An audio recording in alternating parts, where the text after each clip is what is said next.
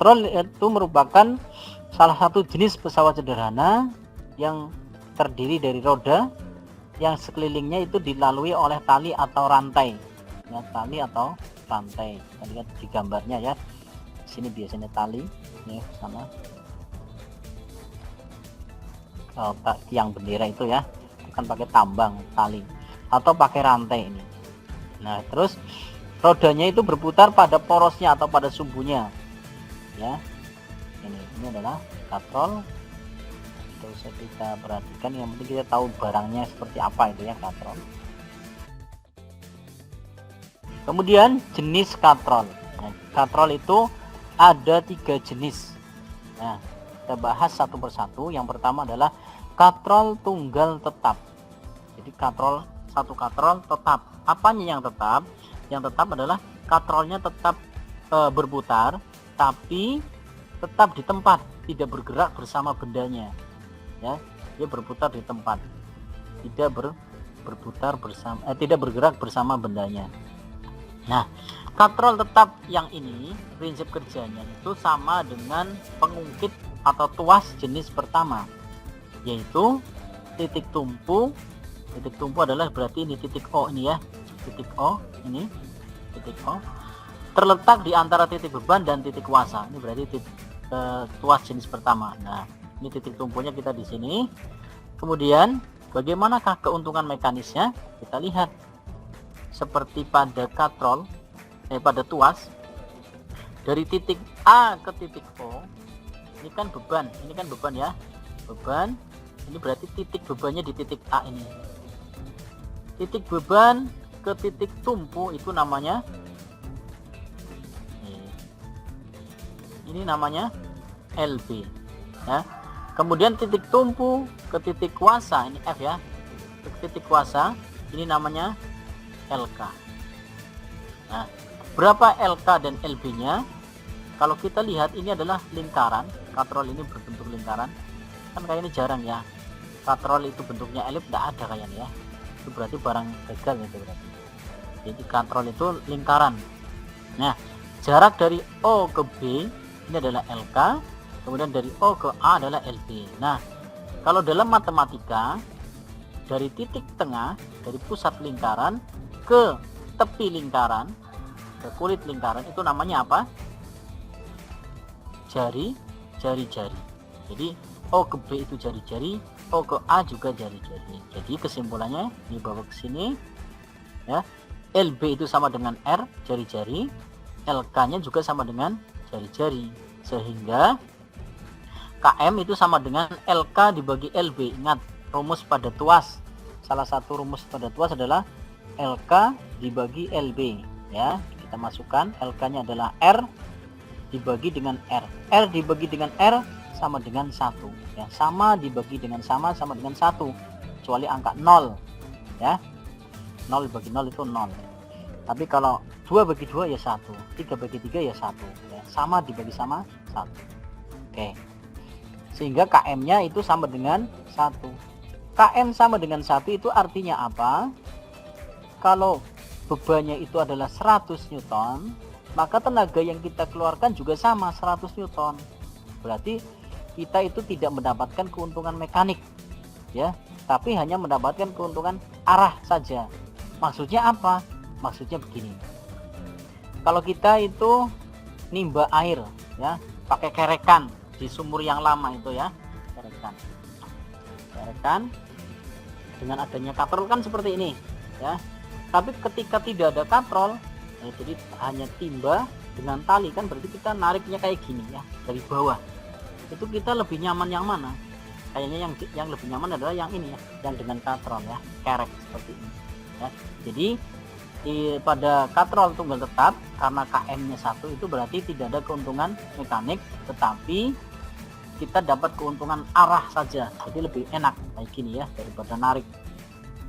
Nah, kemudian kita perlu ingat bahwa keuntungan mekanis itu juga ada rumus yang lain, yaitu KM sama dengan W per F, sama dengan di bidang miring ataupun tuas.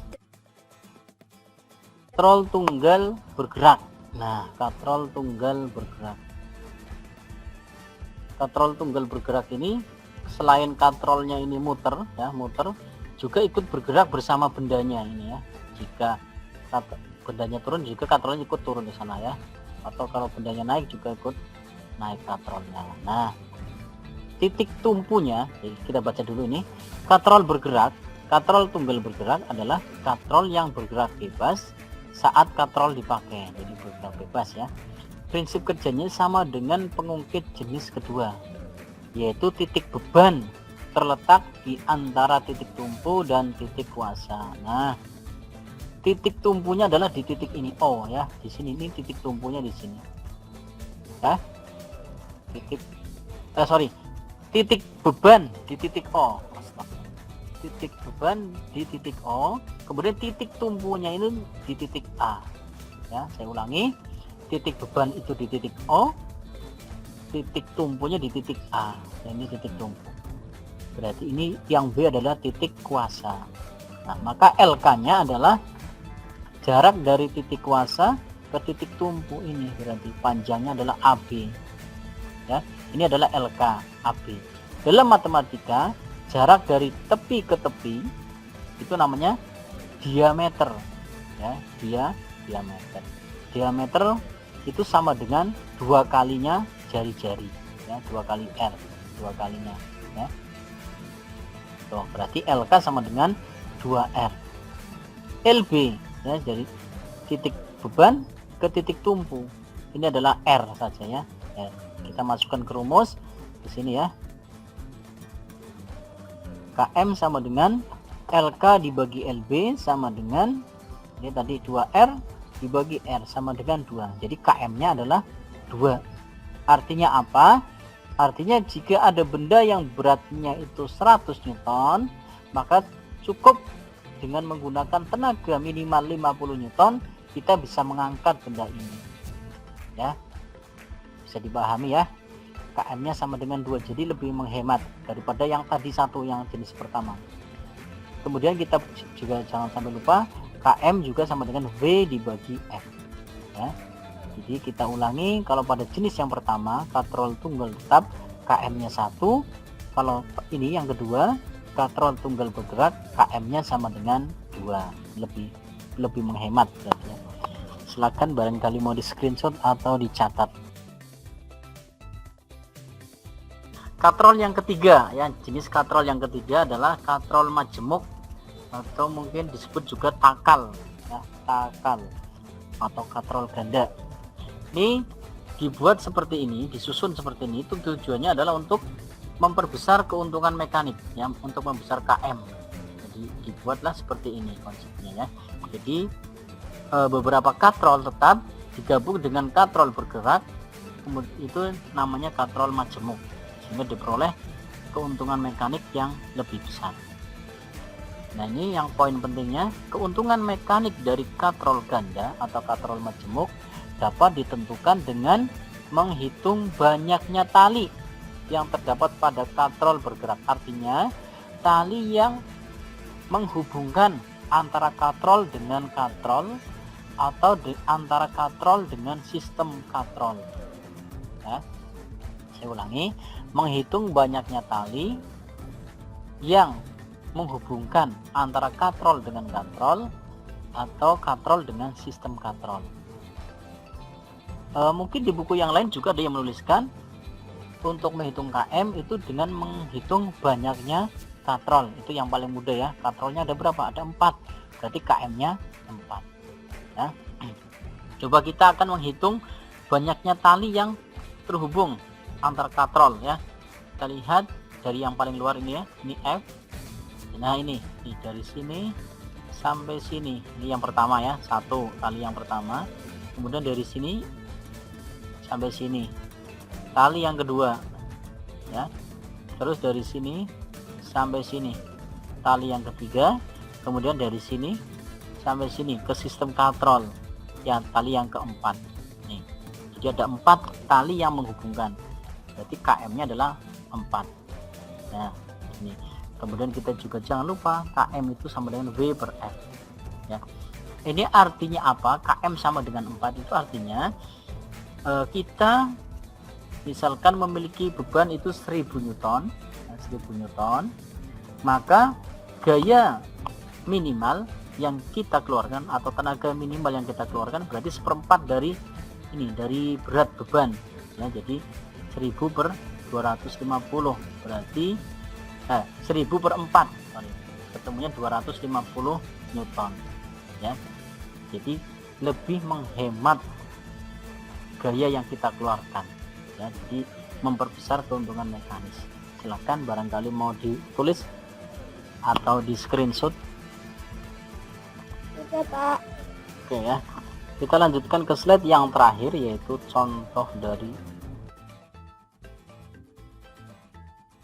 contoh soal.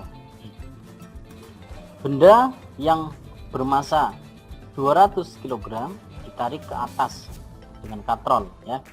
Berapakah gaya tarik F ya dan keuntungan mekanisnya Km jika digunakan yang A, katrolnya tetap, katrol tunggal tetap, yang B, katrol tunggal bergerak, yang C, sebuah takal atau katrol majemuk yang terdiri dari 4 katrol.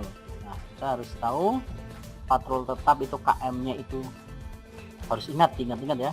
Katrol tunggal tetap itu AKM-nya 1, katrol tunggal bergerak KM-nya 2, kemudian yang kalau 4 katrol berarti KM-nya 4. Nah, kita harus mencari W dulu ya, W ini. Karena yang ditanya adalah F ya, F ini.